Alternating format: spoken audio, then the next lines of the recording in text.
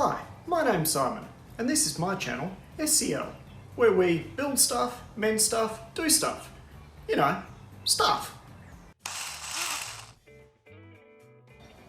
So today, I'm going to show you how to build this, which is a pretty simple removable work stand that can be built with stuff just from the hardware store for about 30 bucks.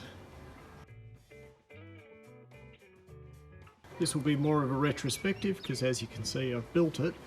Now, I didn't take a whole lot of video as I was building it, but it's pretty simple, so I should be able to show you.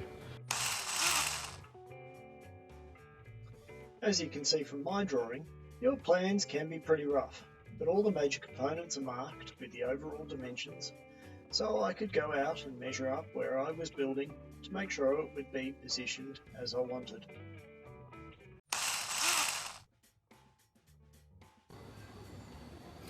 Now, when you're measuring this up, it is sort of one of the key things is to work out where your bike will sit once you've got it on the stand. Now, I knew that I was going to be doing a bit of chain cleaning and a bit of maintenance, so as a result, where that V in the block sits, it's about 600mm, pretty much right on 600mm, 60 centimeters out from the wall.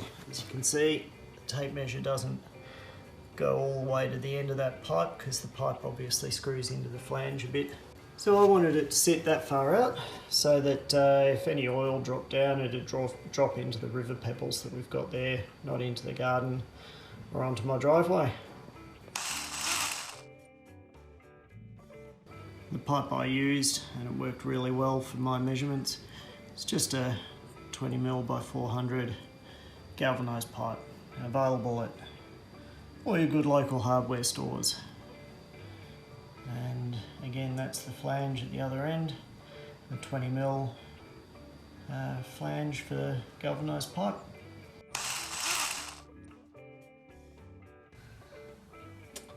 Because I wanted to keep this build fairly budget, the wood that I've used for that stand there is actually wood that I took from a pallet that I pulled apart.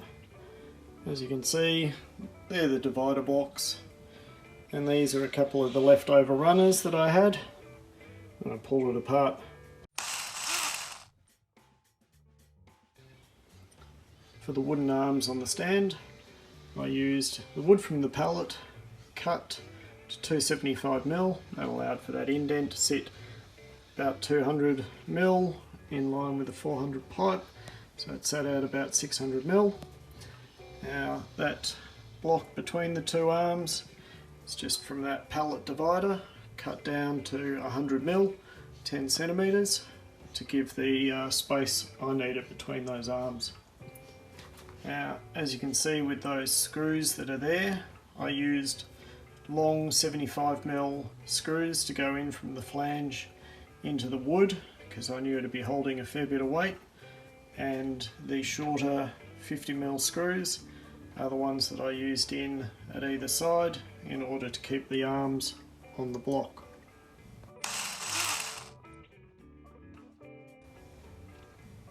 Now, for the little cutouts that I put in these arms, there's no particular science to it.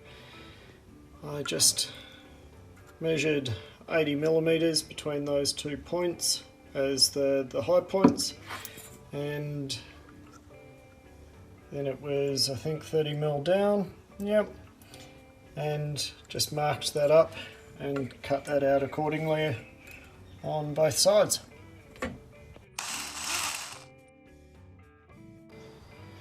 These padded sections that are on there, now they're just a couple of sections that I cut out of this, which, as you can see, is just pretty thin, but it's high density foam. This is actually a couple of inserts that came with like a phone holder to go on just a bike that we use when we're just doing trails and that sort of stuff with the kids. Yeah, so, but you can get sort of strips of high density foam even as double-sided tape from most of your hardware stores, which would actually probably make it a bit easier than what I did with this, which is gluing it all in place.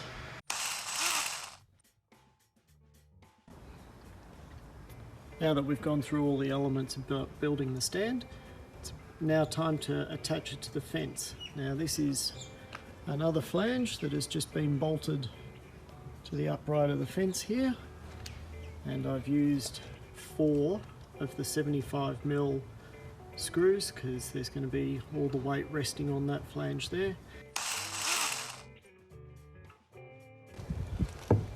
Once it's all made, it's just a simple matter screwing this in. There we go.